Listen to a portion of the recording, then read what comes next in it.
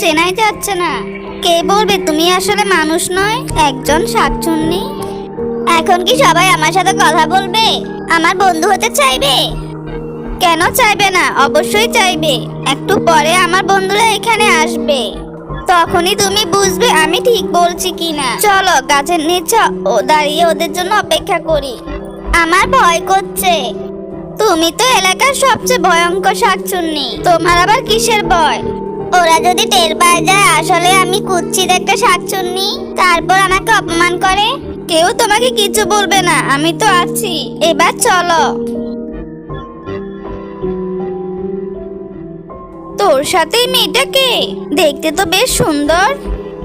হ্যাঁ, ওকে গ্রামে আগে দেখেছি তো মনে হয় না।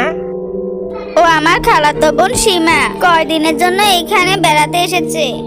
তাই তো বলি ও দেখতে এত সুন্দর কিভাবে, তোর বোন বলে কথা। তুমি কি আমাদের বন্ধু হবে? সত্যি তোমরা আমাকে বন্ধু বানাতে চাও? কেন চাইবো না, তোমার মতো সুন্দরী একটা মেয়ের সাথে কেউ বন্ধুত্ব করতে চাইবে না কেন? ঠিক আছে, আমিও তোমাদের বন্ধু হতে চাই। আজ থেকে আমরা সবাই তাহলে বন্ধু। হ্যাঁ, আজ থেকে আমরা সবাই একসাথে অনেক মজা করব। আমার অনেকগুলো বন্ধু থাকার শখ এতদিনে পূরণ হলো। শাকচুন্নি তার নতুন বন্ধুদের সাথে অনেকক্ষণ খেলা করার পর অবশেষে তার গাছে ফিরে এলো। রিমিও তার পিছন পিছন গাছে উঠলো।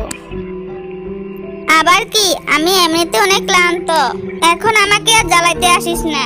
আজ জীবনে প্রথম এত মজা করলাম। ওমা, আমি কি বলেছিলাম ভুলে গেছো? কি বলেছিলি?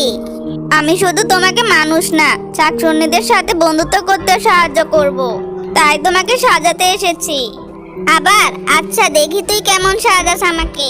মানুষ তো ভালোই সাজাতে পারিস, এবার দেখি শাকচুন্নি কেমন সাজাস।